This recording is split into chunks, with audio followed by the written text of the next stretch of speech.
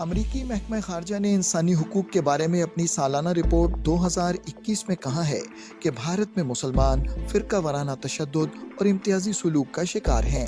Report में भारत में अक़लियतों के साथ इम्तियाजी सलूक, मावराए अदालत कत्ल के वाक़यात, पुलिस और जेल हुक्काम की तरफ से तौहीन आमेज़ सलूक या सज़ा और सरकारी हुक्काम की जानिब से जबरी गिरफ्तारियों और नज़रबंदियों समेत मुख्तलिफ मज़ालिम का जिक्र किया गया है। रिपोर्ट में पब्लिक सेफ्टी एक्ट और गैर कानूनी सरगर्मियों की रोकथाम के काले कवानीन के तहत कश्मीरी सहाफ़ियों के खिलाफ मुकदमात, नज़रबंदियों और इंसानी हुकूक की खिलाफ वर्जियों की भी निशानदेही की गई है। रिपोर्ट में ऐसे वाक़यात का जिक्र किया गया है जिनमें उत्तर प्रदेश के शहर कानपुर में मुसलमान अफराद की आवाम में परेड करवाई गई और जय श्री राम के नारे लगाने पर मजबूर किया गया। रिपोर्ट में मजीद कहा गया है कि गुज़श्ता साल आसाम में मुसलमान देहातियों को बेदखल करने के दौरान पुलिस की तरफ से गोली चलाई गई। रिपोर्ट के मुताबिक साल के दौरान मुसलमानों का जिस्मानी इस्तेहसाल, इम्तियाजी सलूक, जबरी नकल मकानी और गाय स्मगलिंग के इल्जामात पर लिंचिंग के वाक़यात जारी रहे। रिपोर्ट में कहा गया है कि तब्दीली मजहब के कवानीन के जरिए मुसलमानों को निशाना बनाया जा रहा है। उत्तर प्रदेश, गुजरात और मध्य प्रदेश में भारतीय जनता पार्टी की ज़ेर क़यादत रियासती हुकूमतों ने मुसलमानों को सज़ा देने के लिए लव जिहाद के नाम पर गुज़श्ता साल से इंसदाद तब्दीली मजहब कवानीन नाफिज किए।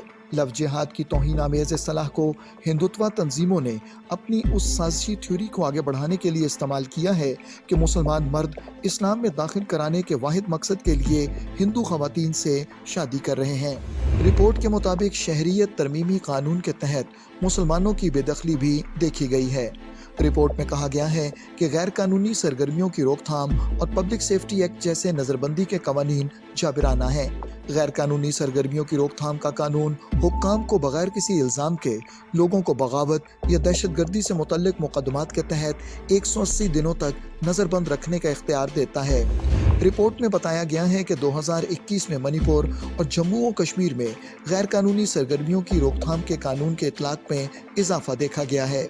रिपोर्ट में मजीद कहा गया है कि 2019 के बाद से जम्मू और कश्मीर इंतज़ामिया ने इस कानून के तहत तकरीबन 1200 केसेस में 2300 से ज़ायद अफराद के खिलाफ मुकदमात दर्ज किए। रिपोर्ट में ख़ास तौर पर 84 साला स्टैन सवामी के साथ किए गए गैर इंसानी सलूक का जिक्र किया गया है, जो कि एक ईसाई पादरी था। स्टैन सवामी को भीमा कोरेगांव केस में गिरफ्तार किया गया था।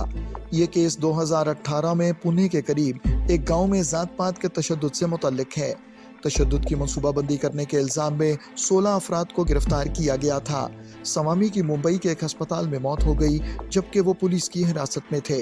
रिपोर्ट में यह भी कहा गया है कि प्रोसिक्यूटर्स ने कारकुन उमर खालिद का ट्रायल शुरू करने में ताख़ीर की।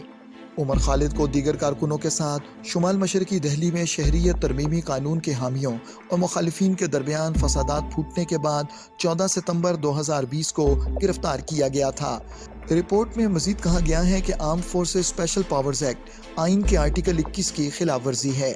अमरीकी महकमा खारजा की जारी करदा रिपोर्ट में जिन जराइम की निशानदेही की गई है, हालात इससे कहीं ज़्यादा खौफनाक हैं।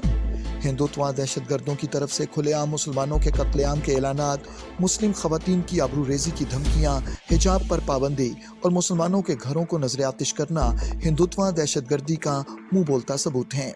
आलमी माहिरीन ने भी खदशा जाहिर किया है कि भारत में वसी पैमाने पर मुसलमानों की नस्ल कुशी की तैयारी की जा रही है। इन हालात में अक़वाम आलम की जिम्मेदारी है कि वो हिंदुत्वा दहशतगर्दी को लगाम देने के लिए ठोस और बरवक्त इक़दामात करें और भारत में वक़ू पज़ीर होने वाले इंसानी अलमियों को रोकें।